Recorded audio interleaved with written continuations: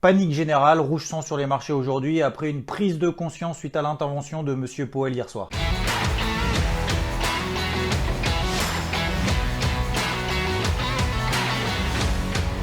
Le patron de la Réserve fédérale américaine s'est exprimé sur ses perspectives économiques et sur sa stratégie de politique monétaire. Il va maintenir ses taux à zéro au moins jusqu'à fin 2022, continuer à soutenir l'économie et les marchés s'ils en ont besoin, tout en sachant que le bilan de la Réserve fédérale américaine s'élève déjà à plus de 7200 milliards de dollars. Perspective cette année aux États-Unis, moins 6,5% sur le PIB, chômage un peu en dessous de 10%. Jusque-là, rien de bien nouveau a priori, les marchés se stabilisent au moment du discours. C'était donc mercredi soir. J'en avais déjà largement parlé, que ce soit sur cette chaîne ou ailleurs, de l'incompréhension totale de ce qui s'était passé la semaine passée, c'est-à-dire cette hausse absolument euphorique et en ligne droite des indices. Sauf qu'on a l'impression que le marché se rend compte à peine maintenant, suite au discours de Monsieur Powell, que les perspectives sont pas bonnes ou il y en a pas. Je te rappelle qu'il y a plus d'une entreprise sur 3 parmi les actions du S&P 500 qui ont renoncé à leurs objectifs et leurs perspectives. La visibilité est donc à zéro. Autrement dit, nous n'aurons absolument aucune indication sur la santé des entreprises de manière réelle et concrète avant les publications du prochain trimestre. Autre souci, notamment aux États-Unis, les États qui ont déconfiné en premier se retrouvent avec des cas de Covid qui sont en augmentation. Retour des inquiétudes concernant le coronavirus. Troisième élément, j'en ai déjà parlé, des marchés qui se sont euphorisés à partir de rien du tout la semaine passée avec des hausses de plus de 10% notamment sur les indices européens. Tout ça avec un optimisme sans faille. Et comme je le disais, il y a quand même une différence entre être optimiste et être irréaliste. Bref, tout ça, ça nous a fait un cocktail explosif. Les valeurs de second plan qui avaient bénéficié d'une certaine rotation sectorielle se sont fait massacrer aujourd'hui. Les investisseurs se sont rués sur les valeurs qui étaient encore massacrées au fond du trou en achetant les dossiers pourris. Alors en langage un peu plus châtié, les dossiers moins qualitatifs, c'est-à-dire les entreprises qui sont très endettées, où il n'y a absolument aucune perspective, qui sont même limite de la faillite. Je pense au secteur aérien, au secteur automobile d'ailleurs, qui bénéficient tous les deux des aides de l'État, et également le secteur bancaire. Voici quelques variations lors de la séance d'aujourd'hui. Tu vois que c'est pas terrible. Les indices ont fortement corrigé, ce qui nous donne d'ailleurs d'un point de vue technique des excès. Et finalement, ces excès se traduisent par ce qu'on appelle un island reversal. Un gap haussier suivi d'une explosion, une petite phase de latéralisation et d'hésitation, un nouveau gap baissier aussi grand que le gap haussier qu'on avait eu. Et généralement, ça c'est une figure de retournement. J'ai bien dit généralement. Ça traduit simplement en fait d'un changement de psychologie brutal d'un jour à l'autre. L'indice VIX, l'indice de la peur, augmente de 15%. Ça mesure la volatilité implicite sur les options du S&P 500. Pour faire simple, c'est le risque anticipé à court terme des opérateurs sur le marché. Le yen, considéré comme une valeur refuge, a explosé, ce qui nous donne du coup sur des paires en yen des replis sur les gros niveaux weekly que je t'ai partagé déjà ces derniers jours. L'euro yen d'ailleurs accessoirement qu'on a travaillé depuis le début de la semaine sur IVT à la vente. Le pétrole qui perd 7% à l'heure où je suis en train de tourner cette vidéo, et ça c'est lié aux anticipations d'un point de vue économique. L'économie ralentit, moins de demande de pétrole, les cours baissent. L'or, ce que j'appelle valeur refuge de second plan, s'envole également à plus de 1740 $. Je le travaille à l'achat comme tu le sais depuis le débrief hebdo de dimanche autour de la zone des 1680 à 1700 $. Ça s'est donc plutôt bien passé. Bref, sur les indices plus particulièrement, on est déjà en train de corriger quasiment l'intégralité de toute la hausse qu'on a réalisée la semaine dernière pour te dire de la violence des mouvements. Et dès qu'il y a un petit grain de sable dans cette machine infernale, la fusée qu'on a connue la semaine passée,